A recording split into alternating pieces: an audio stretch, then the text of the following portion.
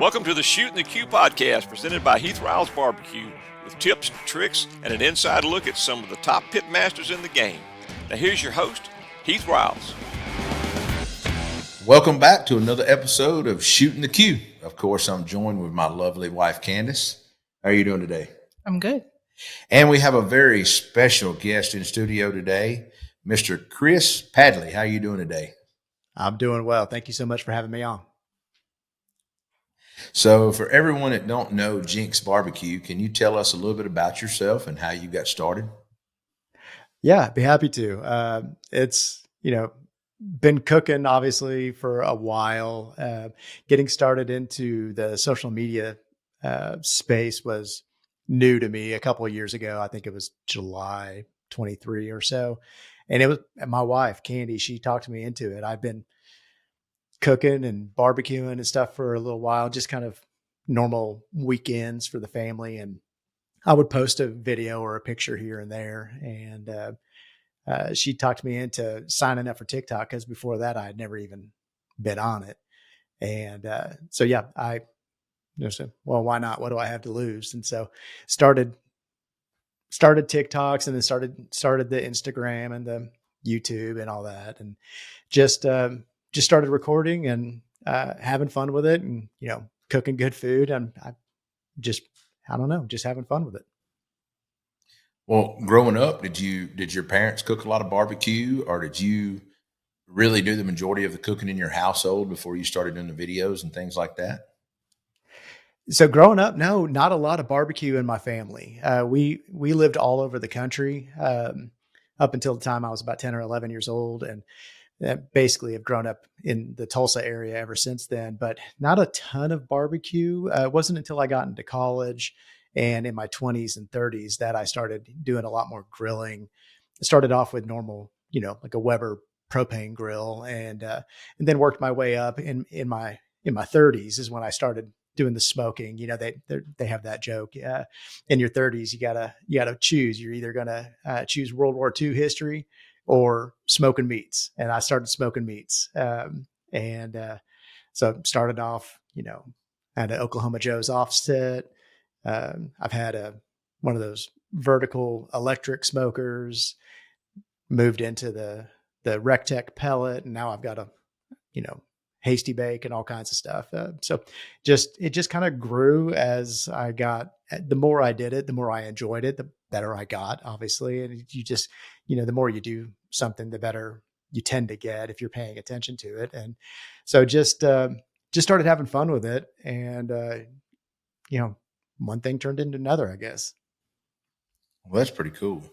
So you're a mortgage sales manager by day, right? That's right. Yep. Been doing mortgages for 22 years now. Well, that would be kind of hard to probably walk away from at this point after being with it 20 something years. Do you have any plans of early retirement? I know, no plans of early retirement. This is still my main job. Social media stuff has been a ton of fun, and I'm going to keep that going to wherever it takes me. You never know what plans can change if everything continues to grow, but 20 something years of doing this, I really enjoy the mortgage business, the friends I've got, that are, either the real estate agents I work with, my clients, everybody I work with here at Gateway. It's, I can't imagine giving this up, and especially spending that much time getting really good at something to then not do it anymore. So no, I do both. And when I'm shooting content at home, I'm really just putting a camera on what we're cooking for dinner. And just trying to show people what we like and what we do at home. I was going to ask if it was hard to juggle your full-time job and put out all the content that you're putting out. So, but you're basically doing it when you're cooking for your family. So you got to do that anyways, right?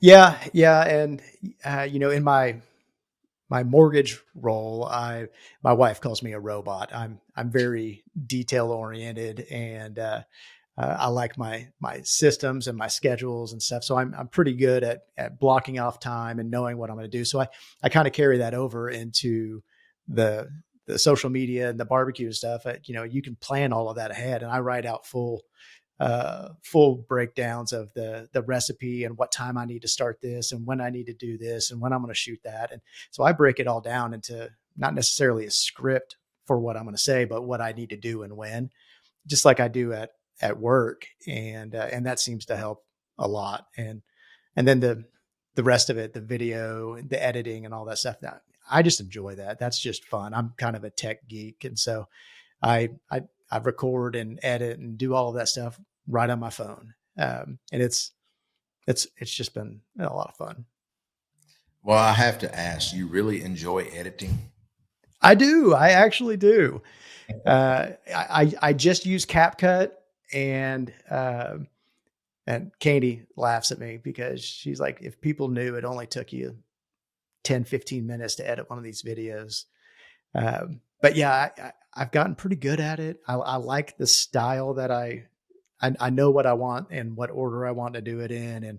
And so I know what shots to shoot, and I've got it down now to where I know how to edit it pretty quickly in a way that I like the way it looks. And, I'm always trying to tweak and find the next best thing, but, I'm still stuck on, just using my phone and CapCut on my phone, and it's easy.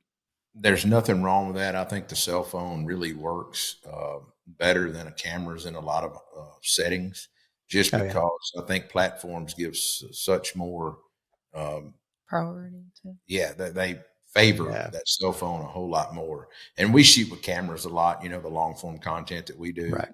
We probably need to be shooting a whole lot more with the cell phone than we do, but all of our stuff's majorly edited, I guess, is all of us is production settings. But I'm kind of like you. I write out recipes, and I could know everything I'm going to do in advance, and we'll kind of roll with it down the line like that. Yeah. But even, best laid plans and all, like last night I was filming something for dinner, and I had a long day at the office, and my brain just wasn't in it, and I didn't have my script in front of me. And, I completely forgot. I was doing a twist on a previous video I had done, and I just did what I had always done. I didn't do that twist that I meant to. And anyways, I still recorded it, and I'll probably still put it out because it turned out fantastic. But yeah, even with the plan, sometimes, your day gets away from you, and it doesn't end up perfect, but the food was still good. That's right.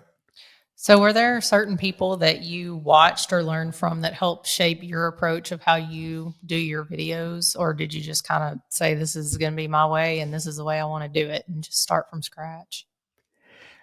Prior to recording my own videos, I had never really used social media to look at recipes or barbecue or anything like that. I'd use Google to find a recipe, but I never watched a video of somebody else doing it. So when I first got started, I was just doing what I knew. And then I started watching a lot of TikToks of, following a bunch of different creators to see, okay, so this is how they edit. This is not just the recipes. That's great for ideas, but I'm looking at how they put their videos together, how long of a video it is. Do they do voiceovers, all of that stuff? And so that's when I started doing research. And so the first year I was in it, I made a lot of changes, for the better, because you don't know what you don't even know when you get started. And so just jumped in and started posting stuff. And of course, for the longest time you get 200 views or whatever, and it doesn't turn into much, but you start figuring things out, and, a recipe hits, and next thing you know, another one does. And you start figuring out what the algorithm likes, what the people like. Like I mentioned earlier, I'm kind of a tech geek. And so I use my Chat GPT to kind of bounce ideas off of. I pull in my data and analytics and have it review the recipes that do well, the captions that do well, the post times. We do a scrub probably once a month and say what's working now, because things shift. And so I enjoy that part. That's not work for me. I like digging into the numbers. My real job it's a lot of numbers, and so I just enjoy that part. And then I use ChatGPT to help create my captions and stuff, because there's some benefit there to having, you got to figure out what the algorithm wants, and how to tell the algorithm what you're talking about and how to, prioritize your keyword on it and stuff. And so anyways, I didn't know any of that when I got started. And as I started watching videos and looking at other people, I started testing it. And, the combination of getting better with the recipes, getting better with the visuals, doing better lighting and audio, getting those captions, keyword optimized. I mean, all of that stuff just kind of played into it. And so that's when everything just really started taking off for me. It sounds like it. To be truthful, I don't even think we take that big of approach ourselves. Like I probably need to at some point. What is your favorite thing to cook, Chris? Oh, that is a great question. Top three things then, because you're like me. I kind of depends on the day. What's my favorite thing? It does.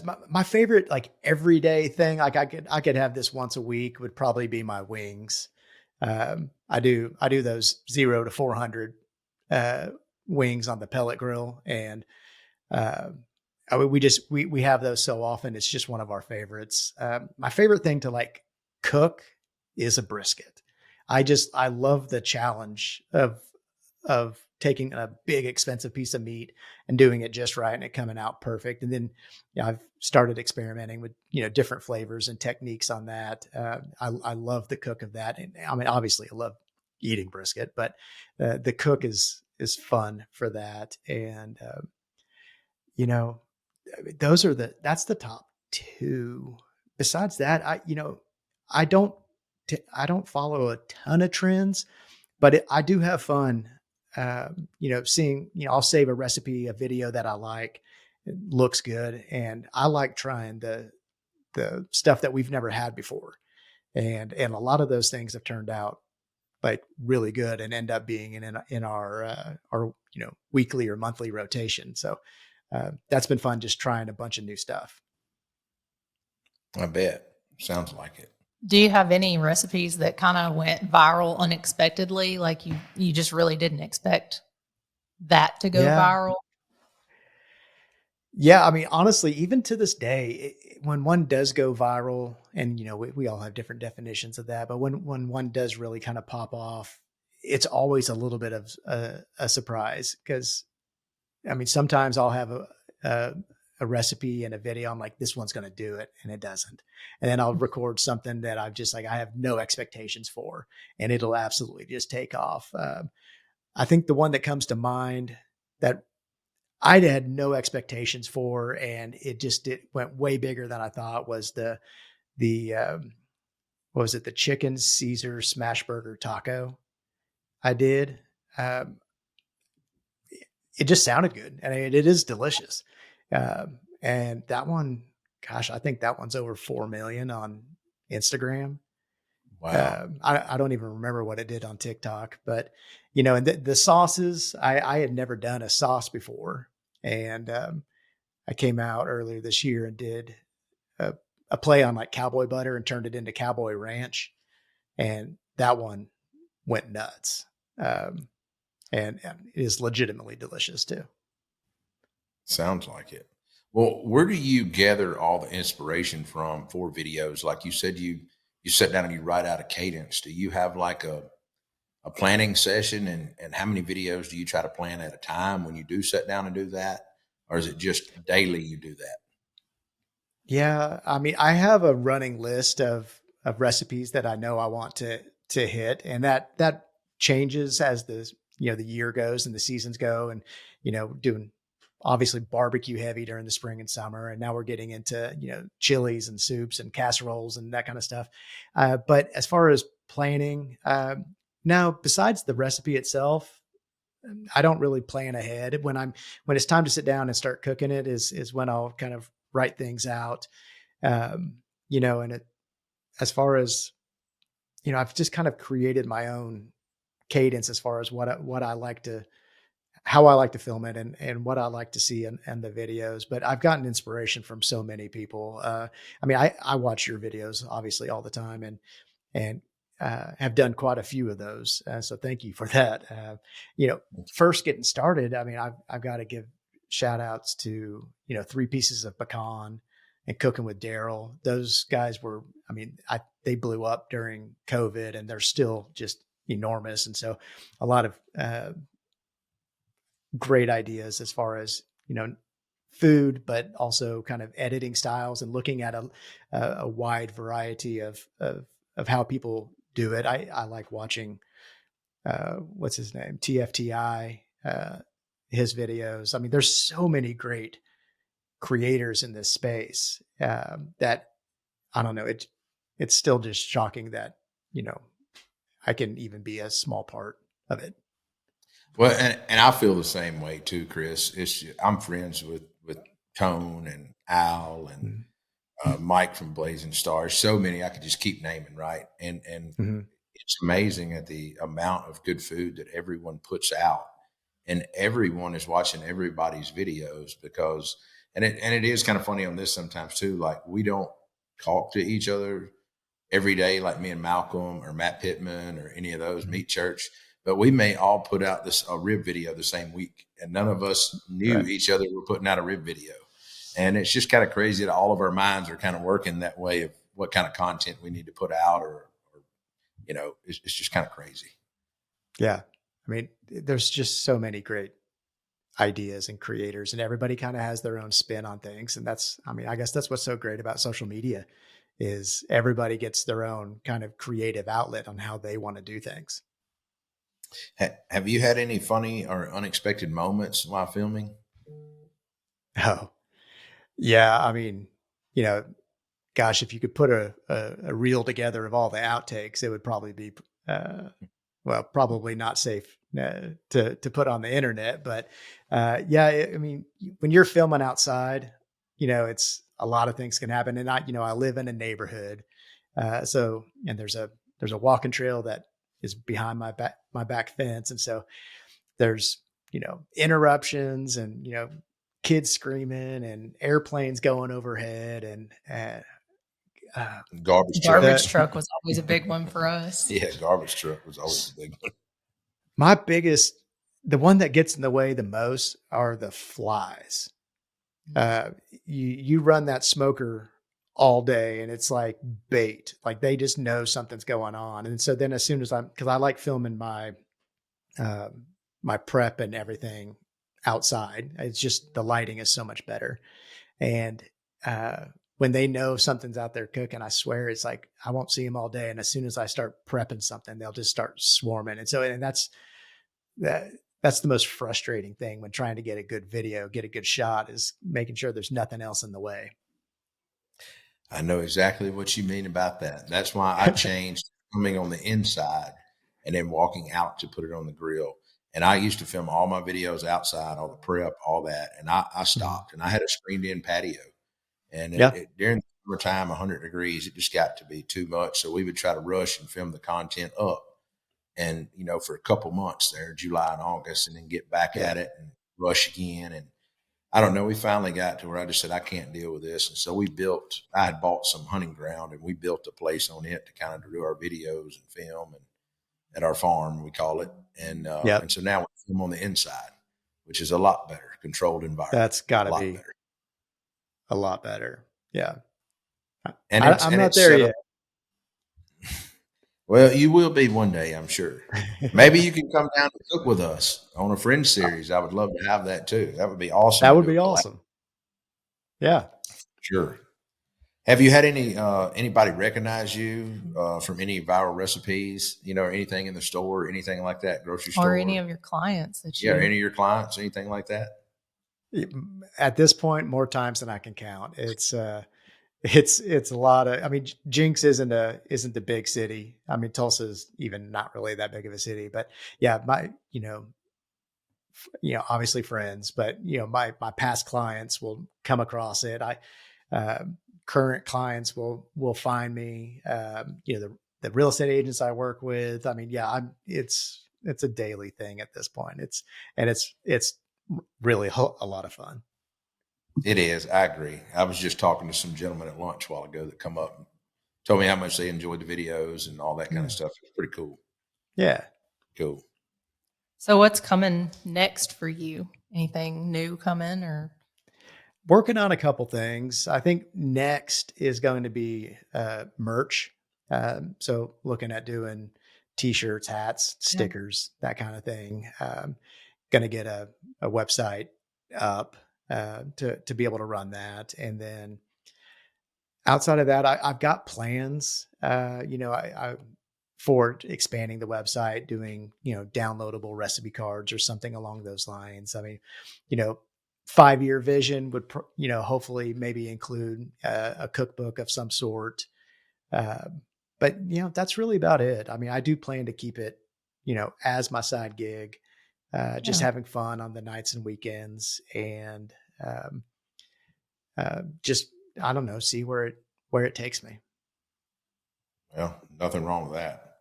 Well, I have to ask, everybody has different barbecue groups that like to cook, and you said brisket. So do you cook, like obviously a rib guy.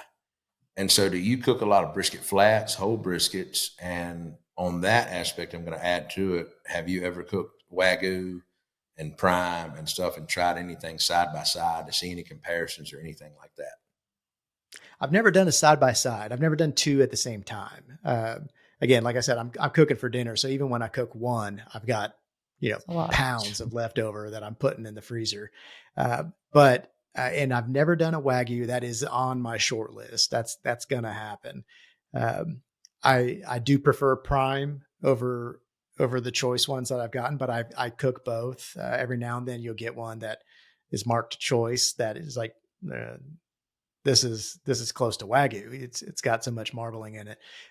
But yeah, I oddly enough, I had it was a brand deal, and I did a brined brisket a few months ago, and I wanted to try it. I had a feeling it would be good, and I'll be honest with you, it turned out legitimately as the best brisket I'd personally ever cooked.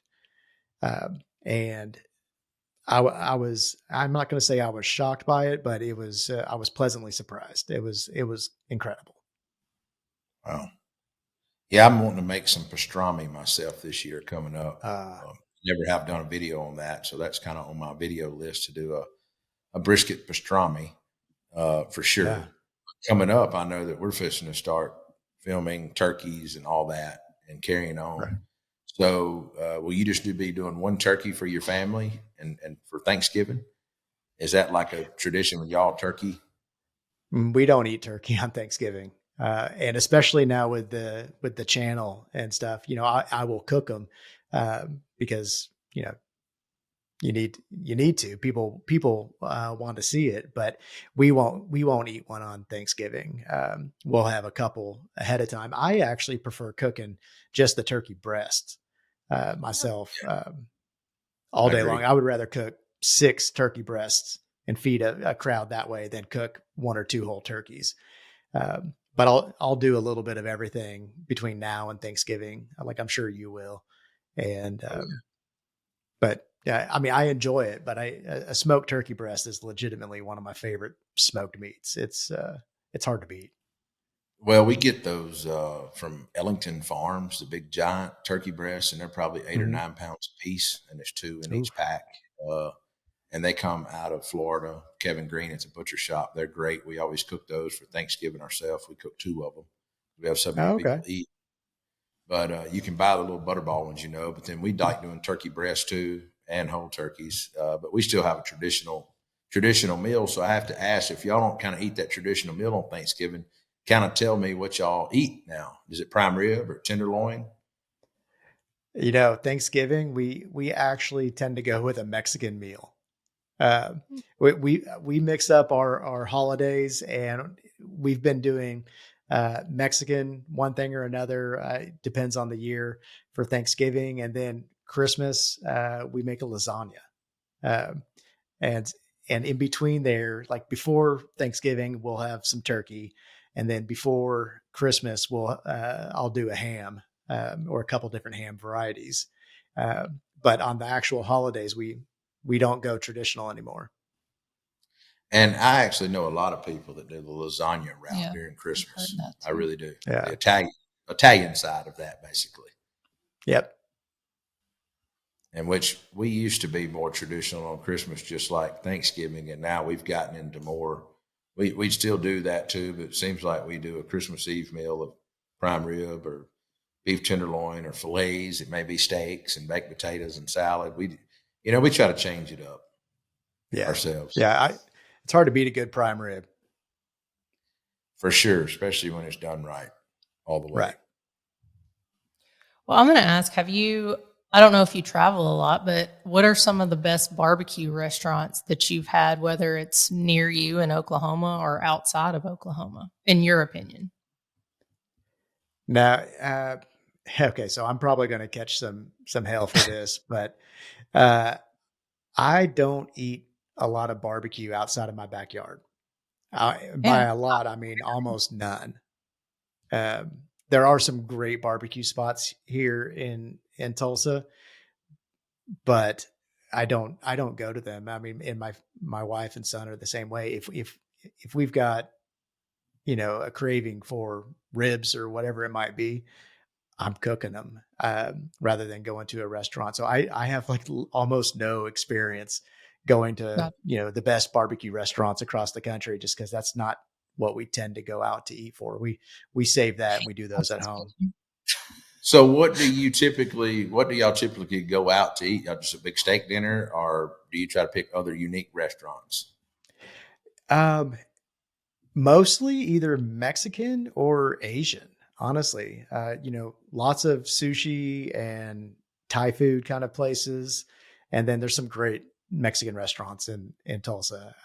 And so if we're stepping out of the house for food, those are the two that we're typically going to. And outside of that, no, I mean, we don't go to a lot of steakhouses either, just because we prefer the way we do them at home. There's a lot of things that being good cooking at home has ruined for going out to restaurants. So Heath made me eat at a barbecue restaurant recently, and I ordered a baked potato that had no meat at all. So I understand what you're saying, but you get it. But it was a good barbecue restaurant. It's a Mediterranean. Nothing wrong with it. Just Mediterranean flair. I didn't want barbecue. Hey. But the chicken and the white sauce was excellent. Is what I had. It was really, really good.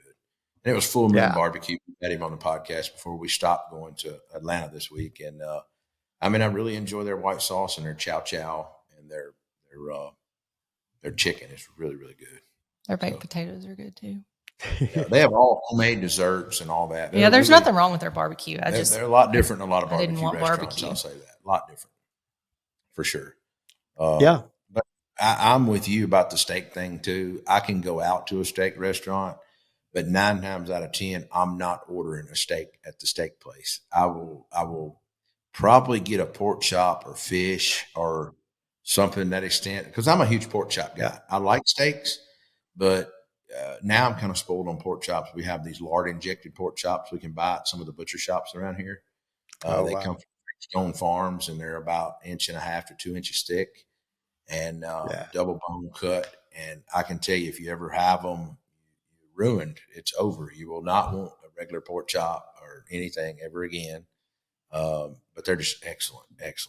But I'm most time I eat some of those. Yeah, that sounds great. I bet you there's places out by you that has them. Meat markets and stuff. They come from Creekstone Farms, usually through Benny Keith Foods. So if you can find a local meat market that gets through Benny Keith, they normally have them or can get them, but they're 110% worth sourcing. Now, with the thickness of that, are you reverse searing it? Yes, most of the time I am reverse searing it. And it's usually got a little bit of fat on it. You can trim some of that off, but they come in like a 10-bone French rack, and most places cut them down. To 2 bones. Portions, and you can even get them in boneless loins. I was going to say one of the butcher shops that we buy from, he does have a boneless option. So you could get it as thick cut or as thin cut as you want. I prefer that 1 3/4 to 2 inch double bone cut chop, reverse searing it on a charcoal grill like a Weber, and getting some char on it at the end or either at the beginning and putting it over. You know what I mean? It's I don't know. It just melts in your mouth. It's nothing like it. Nothing like it. I wanted to find some of those. Yeah, they're. You'll know when I do because I'll post that video too. Well, and so many people. We cooked some at the Jack Daniels a couple weeks ago, and on open fire pit outside, and nobody had them except for you. Yeah, nobody had them but for us, and everybody was so blown away by them. And we had a little video, right, and that we posted, and now everybody's like, "Can you cook those on a video?" Those are, so we're gonna have to get some and put them on a video.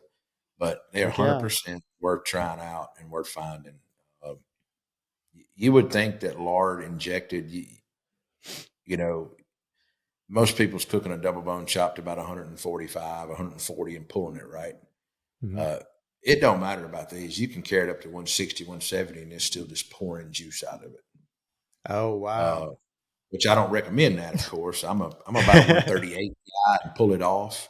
Yeah. And let it rest. And it comes on up to 145, but it's just so, it's very hard to dry it out. And so you're always going to have a flavorful chop, if that makes sense.